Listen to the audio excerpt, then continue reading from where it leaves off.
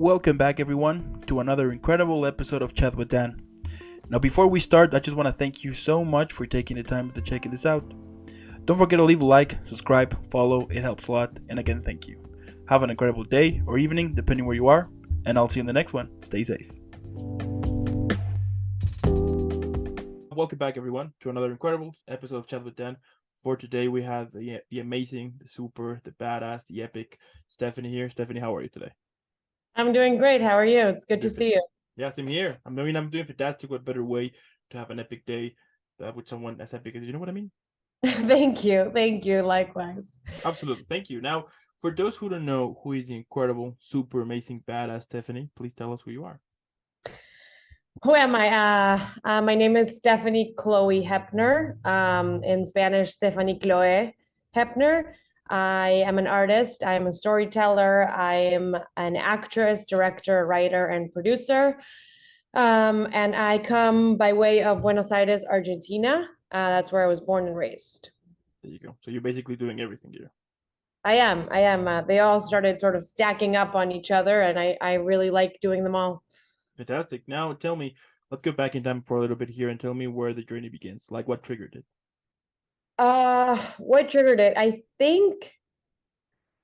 was always a performer at heart. I was just talking to a friend about this. I would come back from school, like elementary school, and dress up for no reason, and dress up in these different characters and just perform, when I was eating a snack after school. When it actually started, I did a play when I was in sixth grade.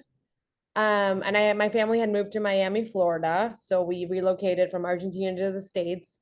And I had no idea what was happening, but my friends, we were practicing our auditions together. It was a musical, Wizard of Oz. And we all were practicing our auditions in front of each other. And I was always an extrovert. I was always talking to people left and right. But my friends, I remember their audition, and they were American and I wasn't. And their auditions were like, they were really shy and like, this is how they did it. So I thought that's what I had to do. I was like, oh, I can't I can't do what I practice, do what I love to do, take the stage. I have to like sing like this for the audition.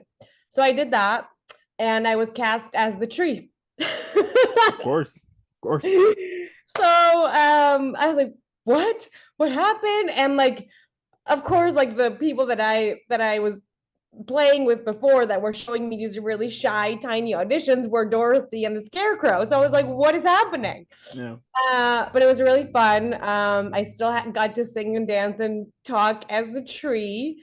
But I definitely learned my lesson. Just like, I think I learned it early, be yourself. Don't try to be anyone else. And then I didn't really do anything.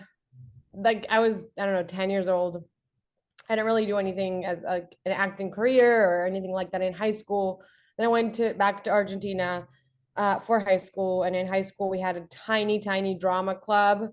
But I was the lead singer of one of the school bands, and that was just sort of my expression, my performance. I sang and danced in high school, and then in senior year, all my friends had very clear paths of what they wanted to do. And I thought I was going to go to college for philosophy because I loved, still to this day, love my philosophy teacher. I was in the Olympics. We had in the National Olympics. We had a very close relationship. I love consuming that stuff. So I was like, well, I have to go study this in college. Yeah. And then I was like, no, that's not, it's not. I remember one day I was very tired and it was like a Sunday in my mom's old apartment. And I said, Mom, I figured it out. I woke up still in my PJs, like this. And I was like, I'm gonna be an actress and I'm gonna move to the States. And she was like, you're crazy, but go ahead. So yeah, that's the story. I mean, and look at you now, starting from the bottom, now we're here. Exactly. Starting like the bottom. Argentina, if you look on the map, is the way bottom. So literally the bottom. That's amazing. I love it. And I was also a tree, so it's awesome being a tree. You don't get the chance to worry about much stuff. You just need to stand still. So Yeah, what show are you tree in? it was from So back in high school, they did like because I went to this Catholic school back in high school. So every December they were doing like this play which was representing, the born of Jesus and all of that, right? Okay. So I don't know why the director of that play thought that there were trees around. So because I needed extra points, I was like I need it, so they put me as a tree. I was like okay, Okay. but like fun enough, I wasn't supposed to say anything, but I did say my lines. I mean, I improvised something because I wanted, Nice. I and fun enough, the play was. So I remember that the director wanted to make it like a very kind of dramatic, and things like that. And when I was there, a friend of mine was telling me like, "I bet you that you don't say something in the middle of a very dramatic scene." And I was like, "Oh, it's on, it's game time." So I did say something. I don't remember exactly what I said, but I said something, and everybody started laughing. I mean, I can't imagine in a really dramatic scene the tree just decides to talk. Like out of That's the nowhere, genius. just the three start talking. I remember, yeah, I don't know what I say, but I think it was something related like Lion King. Anyway, my point here is that so I said those lines, and then everyone started laughing, and then the director, of course, was super pissed at the end of it. So once the play was over, he came at me and he was like, "What the hell are you doing? You ruined my play!" And because everyone was laughing, I was like, "Do you hear that?" And then he was like, "Yeah, yeah, that's the sound of success. So you're welcome." And then I left all proud, like I did it, but I mean, the thing was is that guy didn't give me those extra credits. So I was like, oh, dang it. So what You happened? ruined his play. I did. But Oh, that's anyway, hysterical. Is there yeah, footage of this? I don't think so. I hope not. Yeah, I don't know. Probably perhaps, but I mean, back then, like the whole cameras with cell phones were not like very like Yeah. high tech as right now. So thankfully, otherwise, I'm pretty sure that I would have become a meme or something like that. For sure. Yes. Yeah.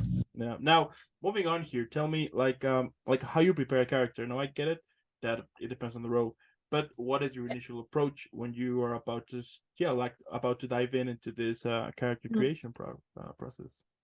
Yeah, I mean, like you said, it depends on the role, but read the script, read the script, read the script, read the script, read the script, read the script. One of my first mentors always said read it at least 7 times because Wow. all the clues you need, yeah, read it, read it the first time for story, not for character, not for yourself. Read it for story. Understand what world you're in, what's going on, who are the other players, right? Don't read it with like the initial like selfish, glasses on yet. Read the script. I cannot tell you how much that changes everything. The more you read it, the more you'll find out what exactly you need to do in each Yeah. scene. Uh, and it becomes effortless because you're absorbing all the information. And also, I think depending on the character, I have to figure out quite quickly how different this character is from me, right? Like Mm. how much is my zero, as one of my teachers calls it, how much is my zero close to the character, and how much do I have to stretch? How much Mm. do I have to stretch my brain, my body, my breathing, my thoughts, right? My relationships to the world. I think those are like the main sort of base level things. Mm. Um, and then understand the circumstances. And sometimes it doesn't matter how I would react, how Stephanie would react in those circumstances. It only matters how that character's reacting. So strip myself of any judgment and serve the story, right? Like why do I say each thing I say, and Mm. why is each thing said back to me? Is just like you just become a detective. So I think becoming a detective, another thing that I'm a huge fan of is, scripts have a ton of white space, Mm. as I have been recently enlightened to. And our job is to fill all the white space, to get that life.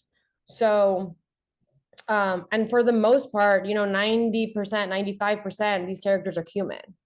So how does that human behave in that world with those people around them? Mm. With that political context around it? What is the writer trying to say? And Mm. how is the writer using me or my character as an instrument to their message? Each writer has a message, Totally. and the job is to serve that. So always, always with that in mind, how do I serve that message?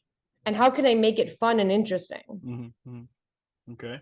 And like during the duration of the whole, shooting either the film or the TV show, do you like during that time, do you stay on character all the time, or only when you're on set you shoot the scene and then you go back to be the real you, let's say, or is it always like once you're in, you're full? Like how does that work for you? Unless I'm doing an accent that is difficult for me, like a particular accent that's difficult for me, I can go back to myself in between takes. Hmm. Um, and I don't necessarily need to live as the character. Although I will say, I did a play once back in New York where I was playing a person who was mentally ill. She had schizophrenia. She was also homeless. She was violent. And during rehearsal, we had 8 to 10 hour rehearsals. Yeah. I think they felt very long. During rehearsals, um, even when the director was giving notes to other actors or stopping us, I had to stay in the mindset. Hmm. uh I had to stay in that body, the body, like I was very much deformed and wearing lots of clothing, and it was not pretty, right? It was not a beautiful thing to see, but the character was so beautiful and her heart was different than mine, but I had to stay in her because it was very hard to cut back and forth. And it was a play, so it was 2 months, right? But I would go home and be myself. Yeah, I of would take course. a shower, go back to being myself, or do live my other life before getting to the theater as myself. However, yeah, in those long days in between, I definitely had to stay, because she was so far from me. So every time accessing her again, it was a whole warm up, revving up Hmm. the engine. You know what I mean? Yeah, absolutely. Yeah, Yeah. yeah. Okay. So basically, yeah, I mean, at the end, it depends on the role. Yeah, but for other stuff, especially for film, in between takes, because you're getting so many technical notes, Hmm. like, oh, your hand looked weird here, or like, why don't you move your mark back, or let's fix the lighting. Like, I definitely have to find my breath again and Hmm. ground myself. And before I know that we're rolling again, I will get back in the and have the character's thoughts for Okay. sure. Okay. Now, moving on here, tell me what has been some of the worst auditions you ever had? Well, I think that tree one, my first audition ever. Yeah. So it could only go up from there, right? Like I just abandoned myself completely, and like I think I sang like crouched or something. I could, yeah, and I was like, oh, I did great. I did exactly what my friends did. Yeah, Yeah, absolutely. Absolutely. there's Oh, that. You could be, but other than that, I mean, some funny things about living in New York and doing theater are, I don't know if everybody's aware of what EPAs are, or mhm. when they used to be in person, the open calls for equity houses in New York, and you have to wake up at 4:30, 5 a.m. and it's brick out, meaning it is absolutely freezing out. And you get yourself to equity by 6 a.m. and you sign up so that you can get a slot and hopefully audition. Wow. And you carry your life with you because you think, yeah, they opened at 6, you signed up by 6:30, there was a huge list, and then you had to sort of wait there to see if they would hopefully see you, but you could get seen at 2 p.m., Mhm. right? So some people would go back home. I've definitely done that before because I was like, oh, this is going to be a long one. But otherwise, you had to stay there and carry your life, like carry your audition outfit, your hair straightener, your shoes. If you had a song, you carried your sheet Wow. music and you carried your laptop because maybe you were doing other work too. All your snacks for the day, right? So I think, and I did that for a long time.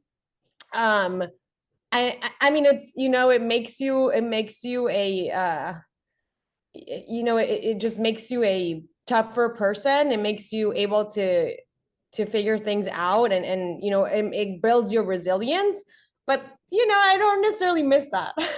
No, of course. I mean, nobody will miss ever miss Yeah. that. That's crazy. Yeah. I mean, and like those type of stories is like what some people might don't know whenever you are starting your acting career.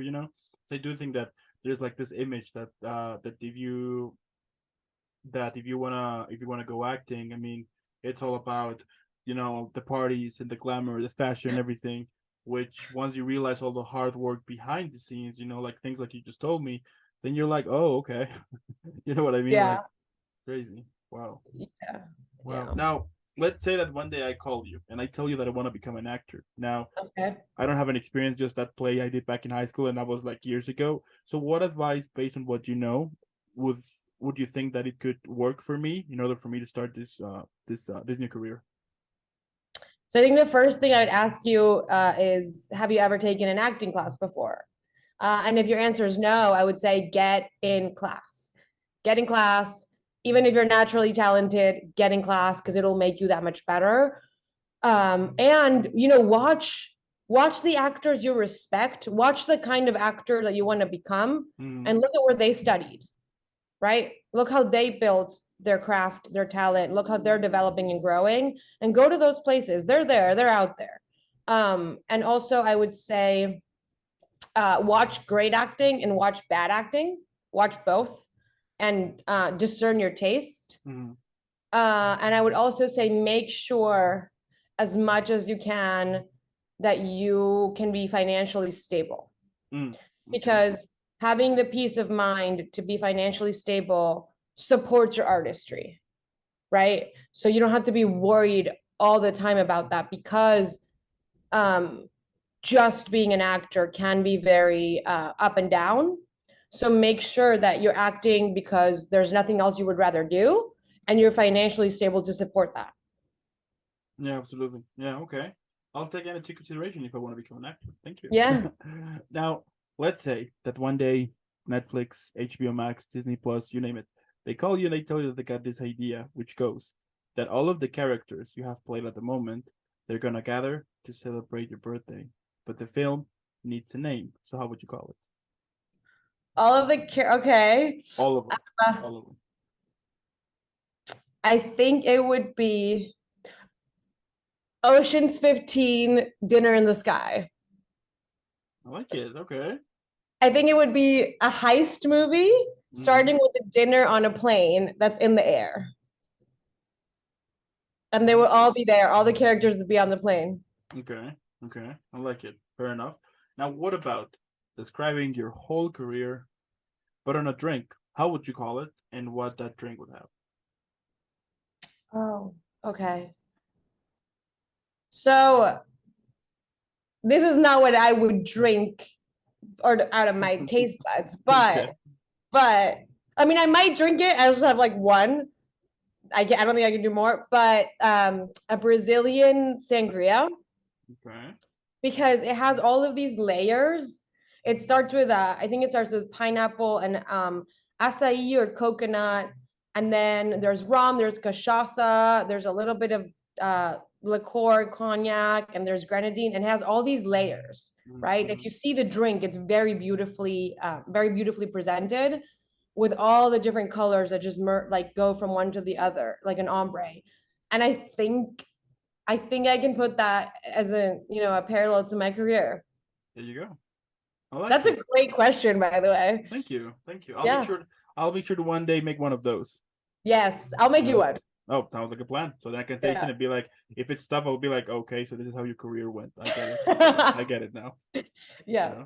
Oh, amazing. But it is like sweet and tangy and sour. It has so many taste notes that I think that could be a career drink.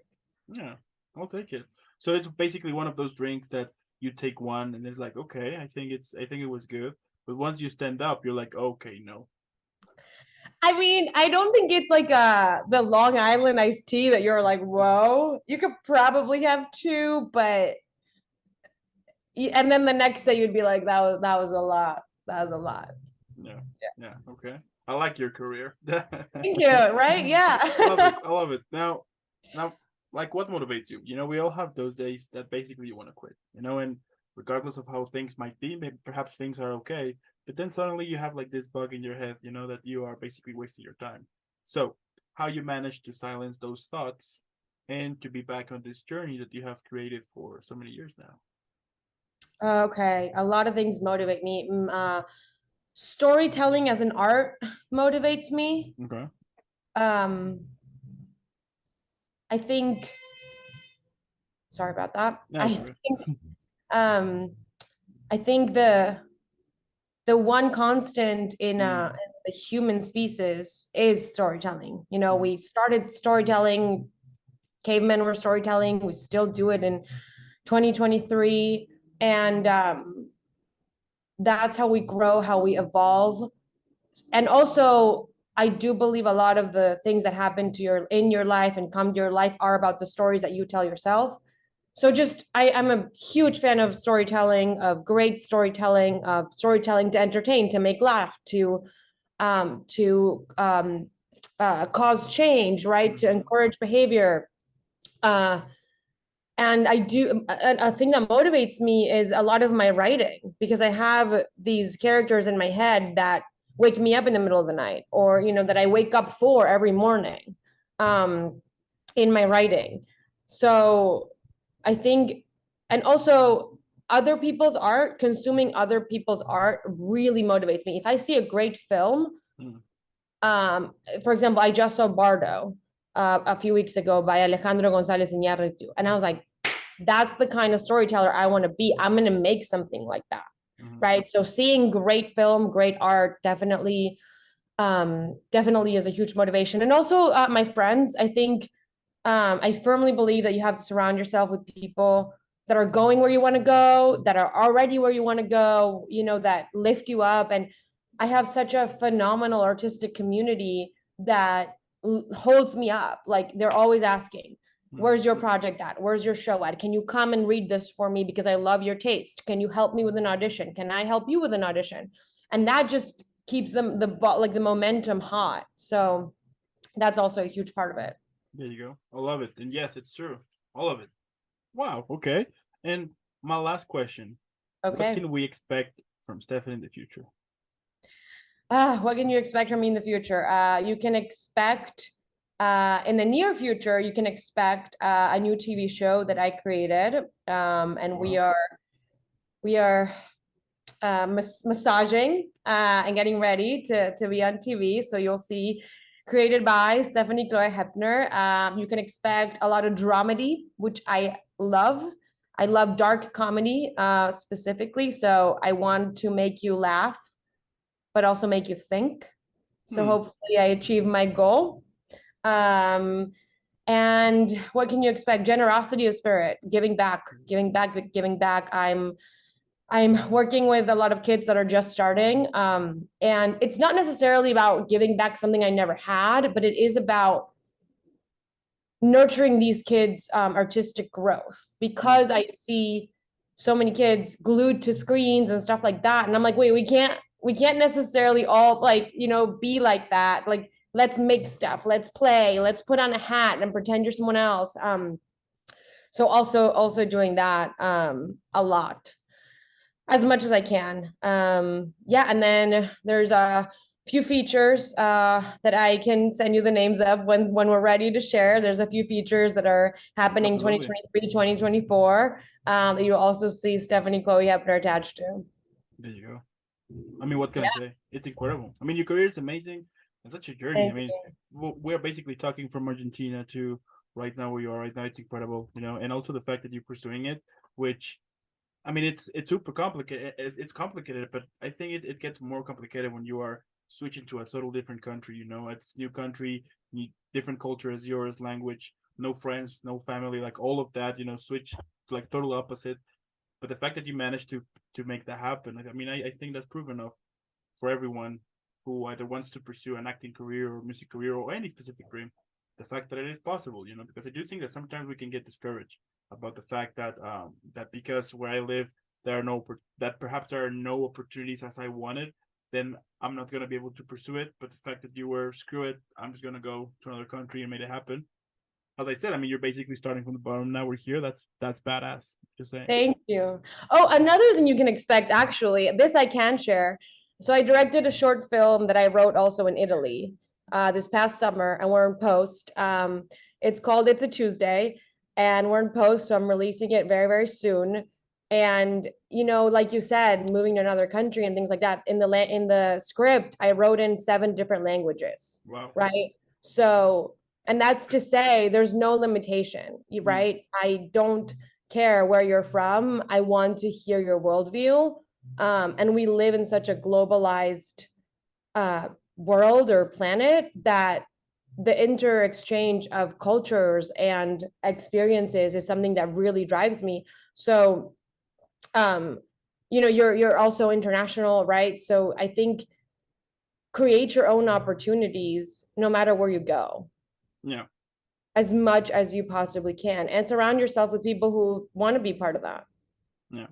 Absolutely. I mean, at the end of the day, we only have one life, and why not? And I do believe that we all come to this world for something, but it's up Yeah. to us to discover what is that something. And once we discover it, now work to get that, work to make that into actually something, but yeah, I mean, and also, I'm super sure there that I mean hundreds of people out there who sees you as a role model, but also who sees you as someone who gets things done. And that's incredible. I mean, I'm super sure that our next conversation is gonna be about the thousands upon thousands projects that you have been involved with, because it's amazing. I love it. Thank you. Absolutely. I also want to thank those who watched this video. Thank you so much. If you are listening on Spotify or Apple Podcast, make sure to go follow Stephanie like right now. I mean, the episode is over, but on the description below it's gonna be her link to her Instagram, so you can check on her. Let's make her viral. Hashtag Team Stephanie, because she's incredible. And also, don't forget to leave a like, subscribe, follow. It helps a lot. And again, Stephanie, thank you so much for making this happen. Have an incredible upcoming weekend. Keep killing it. Keep creating. Keep inspiring. And I'll see you in the next one. Thank you. All right.